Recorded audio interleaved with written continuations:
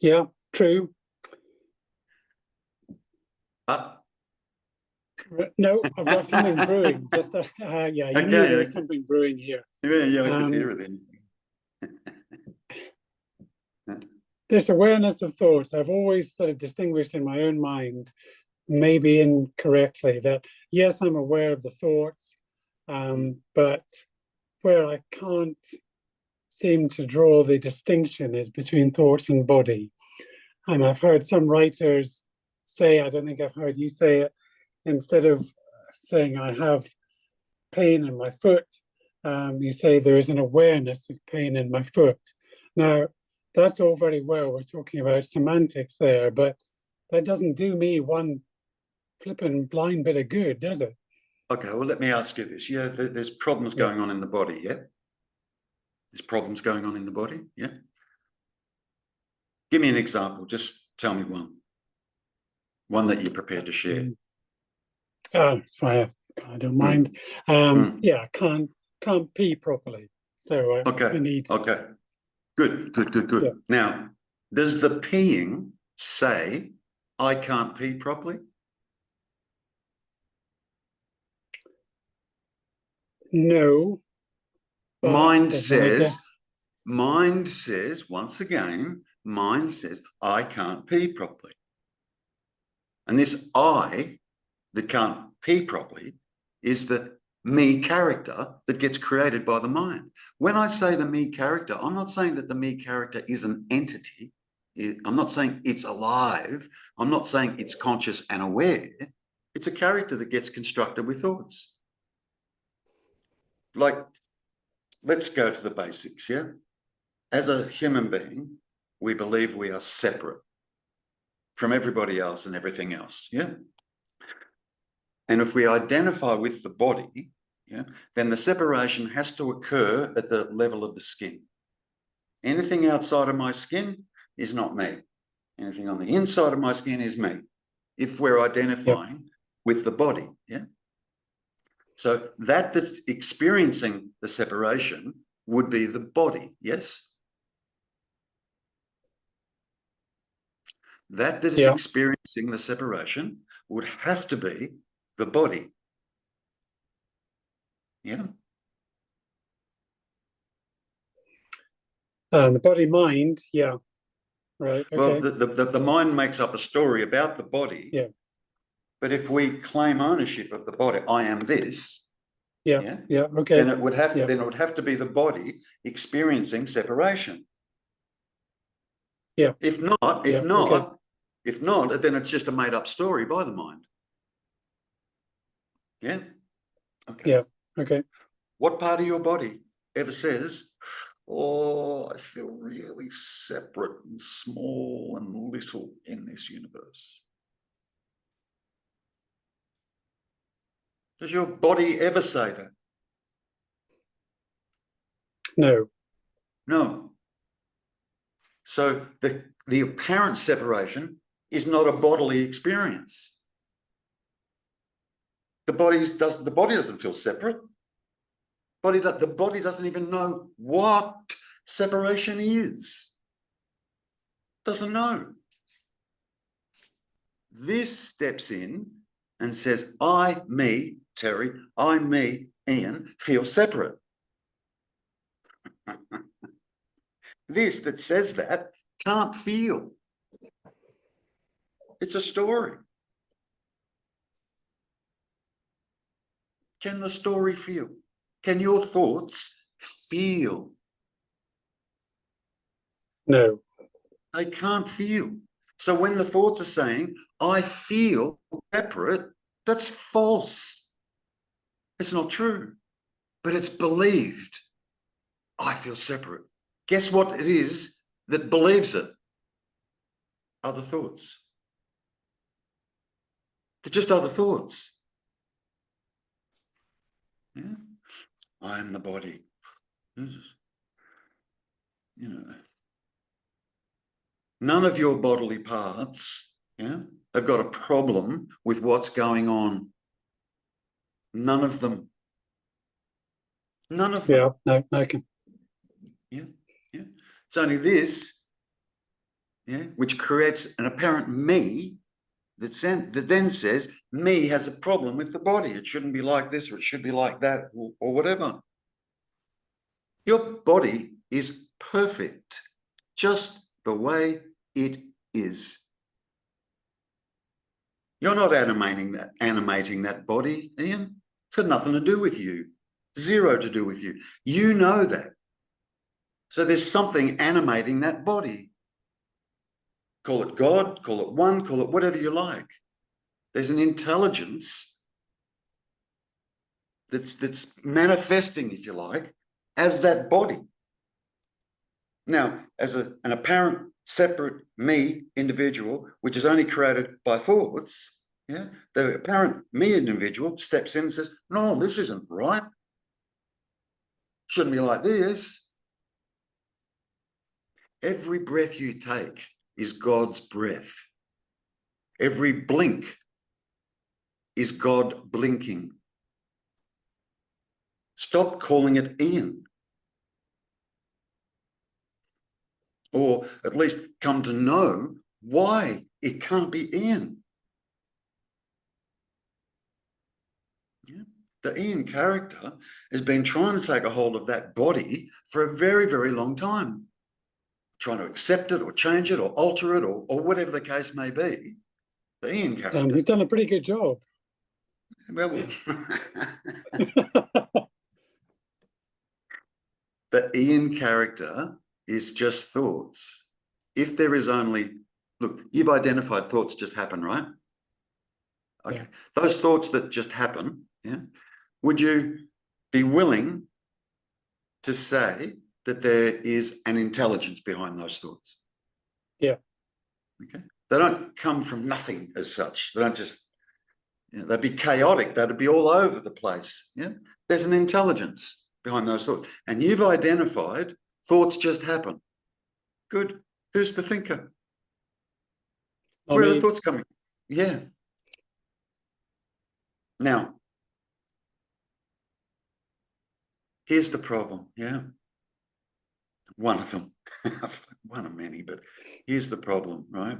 When we take ourselves to be a limited, finite, separate, personal being, yeah, we make statements like this.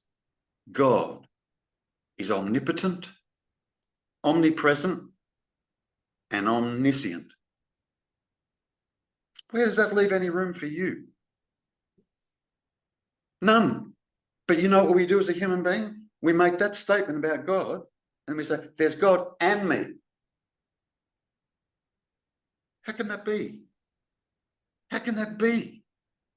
If we understand God is all, then we'll make up other concepts about it. So God is outside the creation. Oh, Jesus.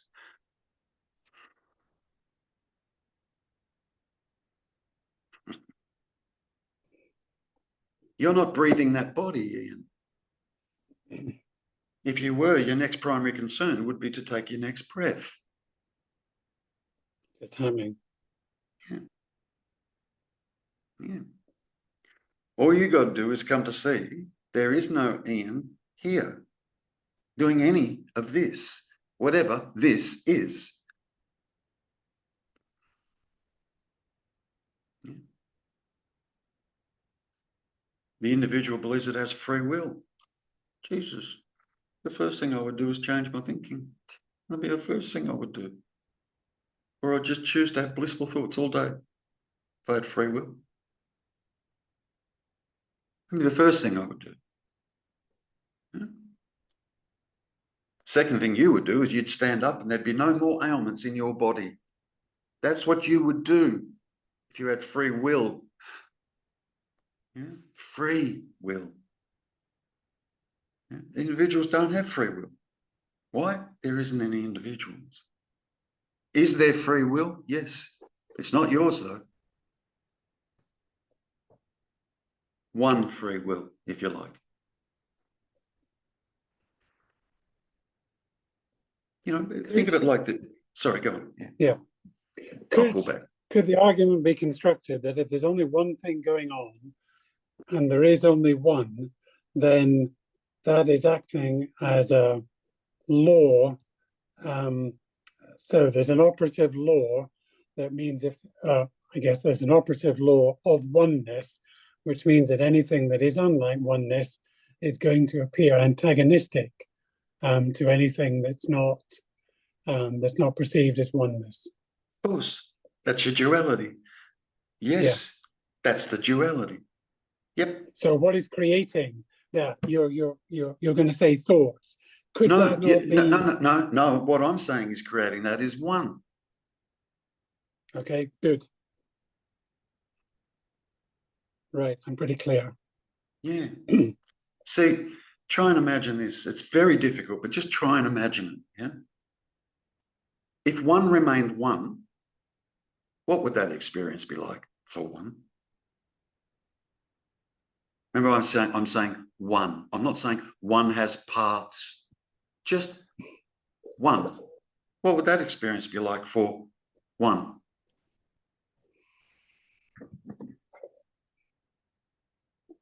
Void, empty. Hello. So what does one do? Creates two. Adam and Eve. It creates two. One creates two. Why? So one can have an experience. Some of the experiences are not very great, though, are they? No, only according to this. If there is, can we harm? Look, can we harm one? Can one ever be harmed? So it doesn't matter what the experience is. Doesn't matter. Literally doesn't matter. What one's trying to do is have infinite experiences, which you would do if you were one, especially if you knew that having all these infinite experiences, nothing gets harmed. You would do it. You would do it in a heartbeat. To experience all possibilities, all angles. You would do it. Absolutely, you would do it.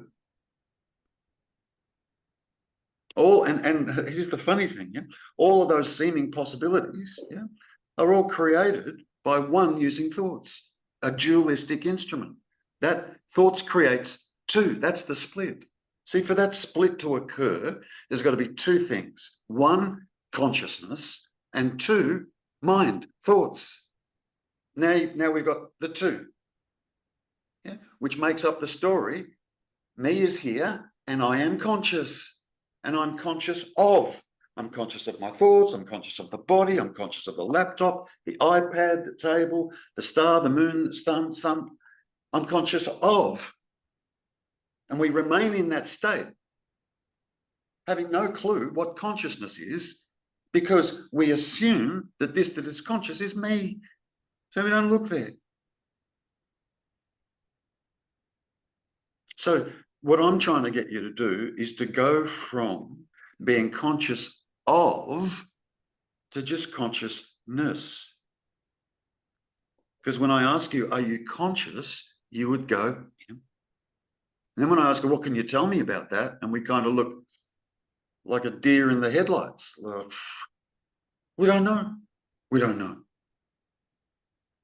Yeah. But to get to there, you've first got to fully understand that this that is here is not the me character.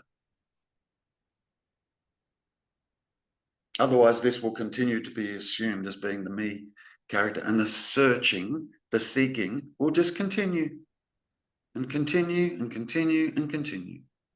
Because it would only be a me character that wants something different.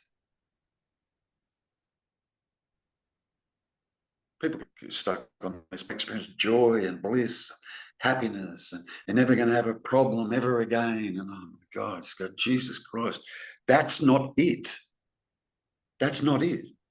But it's a really good indication of a me craving something, wanting something. Yeah. There's nothing wrong. Right here, right now, everything's fine. Other than what this might say about this right here, right now. Yeah.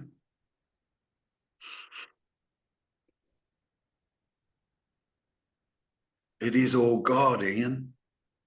It's all God. It's all God. All. And as my teacher would say to me, and thou art that. Now stop taking yourself to be the finite. You're doing it, God. You're doing it. You're doing it. It's God that awakens. For God to have an experience of an Ian, God has to forget he's God. God has to forget he's one to then be able to have an experience of an Ian character. Now look at the other 8 billion people that there are on the planet. God's having all of those experiences. God's responsible for every single solitary thought that arises. And God only knows how many thoughts that happen in one human being throughout the course of the day. Multiply that by 8 billion. It could only be God that could do that.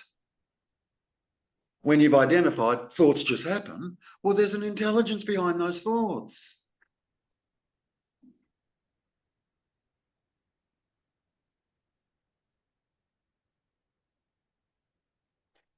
See, people sit here with me and they believe that I'm talking to their character. I'm not. Why would I bother? Why would I bother talking to something that's fictitious, that's not there? Why would I bother? So who or what am I talking to? That is conscious. There is consciousness here. There is seeing happening. There is hearing happening. The me character can't see, Ian. The me character can't hear. Why? The me character disappears in the absence of thoughts. So it can't be the me character seeing or hearing. Yeah? Or if I create amnesia in you, the me character disappears. Now who's seeing and hearing?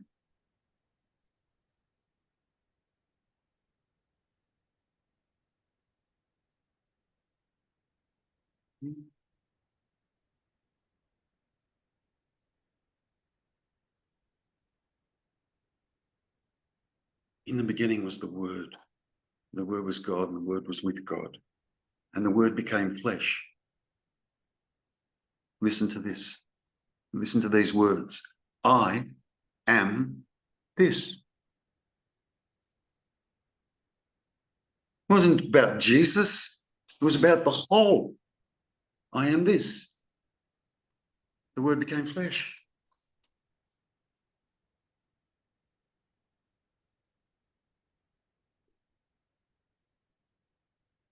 Jesus, Jesus Christ.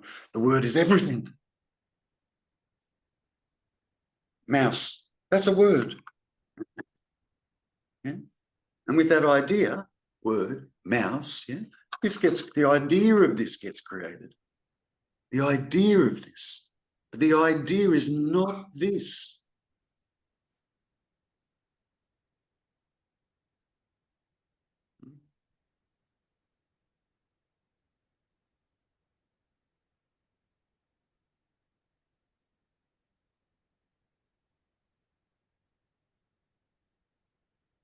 In the beginning was the Word, and the Word was God, and the Word was with God.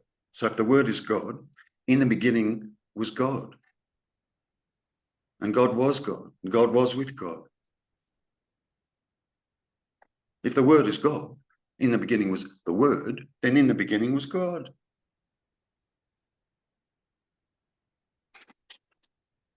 And the Word is God, and the Word was God. And the Word became flesh. I am this, says the me, the Word, words, I am this.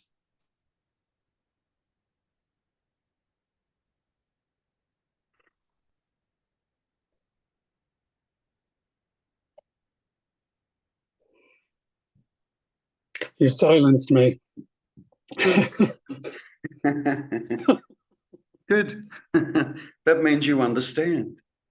Yeah. That means you understand. That means this is going in. Yeah. It's you have to see the truth yourself. You have to see the truth yourself. Yeah, I can only point. I just keep pointing and pointing and pointing. Yeah, and anything I say isn't the truth. No matter what I say, it's not it, because I'm using word. So that's why they're called pointers. I'm just pointing to something. Yeah? You already know this. Innately, you already know this. There's nothing that's been said here today that you don't already know. Nothing. You already know. Now, all you've got to do is to be absolutely sure of what you're not.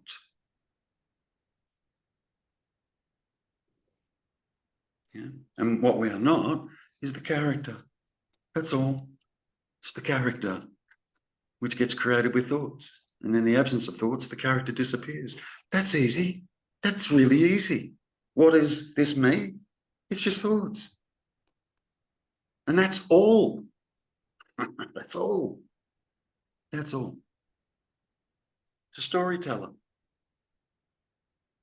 It's just telling a story all the time, constantly telling a story. Yeah? As you are right now is perfect. Perfection. Love that. For thou art that. You are that.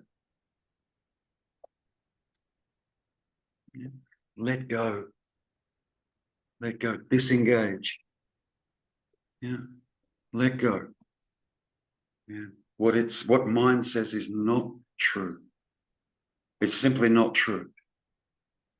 It creates the illusion of two. Yeah. It's not true. There is only one. And all you got to do to come to that understanding is realize there's not two. Don't go looking for the one, just realize there's not two. 3, 4, 5, 6, 7, 8, whatever number you want. It's sometimes, God is sometimes referred to as one without a second. One without the concept of 2, 3, 4, 5, 6. Just one.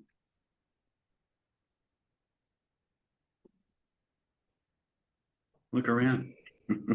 Tell me there's not an intelligence here. Look around. Yeah. Look at your own body. Tell me there's not an intelligence here. Yeah. Yeah. It's just how you're being expressed. Well, this is just you are an expression of God. Don't reject that. Embrace it. Yeah. You and me didn't choose to be the way you are. You know what I mean? Yeah. You're okay. This is all fine.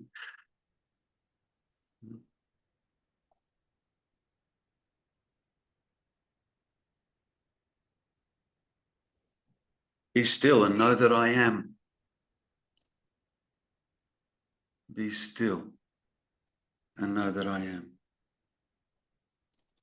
And everyone can say, I am.